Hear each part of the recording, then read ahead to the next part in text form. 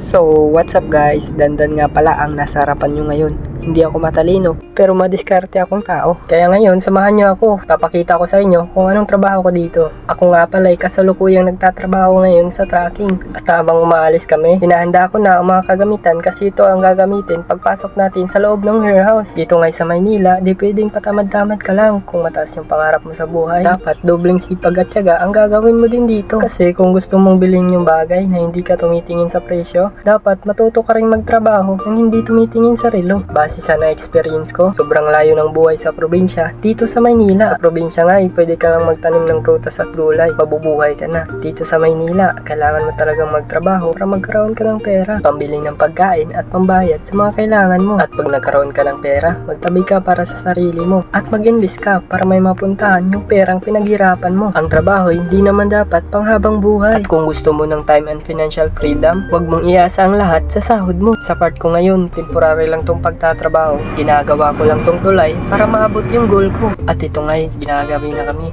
Kanina hindi ka agad kami nakargahan kasi naabutan kami ng palitan ng mga tao. At dito'y bumaba muna ako sa truck. Pupunta muna ako sa kantin para mamaya may lakas tayo sa pagkakarga. Maya-maya lang ay may mga pakarga na kami. At nilabas na ito para aming ikarga. Pero bago ang lahat, i-check ko pa yan. Tapos na nga kami magkarga at palabas na kami. Makati area lang kami, kaya basic lang to. 4 na bagsak lang pala kami dito. Isang Burger King, isang Chowking, tsaka 2 Jollibee. Habang malapit na kami sa unang pagbabagsakan namin, inaayos ko na dyan yung mga resibo. At nakarating na tayo sa Glorieta Mall Makati. Papasok na tayo sa ilalim kasi dito yung daanan ng delivery. Kinat ko na nga pala yung video dyan habang nagbababa kami para madali kaming matapos at smooth yung trabaho. At sa puntong ito'y palabas na kami. Pupuntahan na namin ang pangalawa at pangatlong pagdidelibera namin. Isang parada lang pala kami dito kasi nasa loob to ng mall. Ito ngay ang Southgate Mall Alphaland. Hindi na nga ako nakapag-video dyan kasi sobrang busy namin. Madalian kasi yung trabaho dito at bawal yung papetex-petex lang. Nagmamadali na nga ako naglalakad dito kasi last drop na kami. Lumabas na kaagad kami dito at nagbayad dito sa may parking. Inaya kami dito ni ate ng tara kain. Kaso sabi ng driver ko, makita niya lang daw si ating kumakain. Parang nabubusog na rin daw siya. Kaya ayun, lumagpas kami sa dinadaanan namin.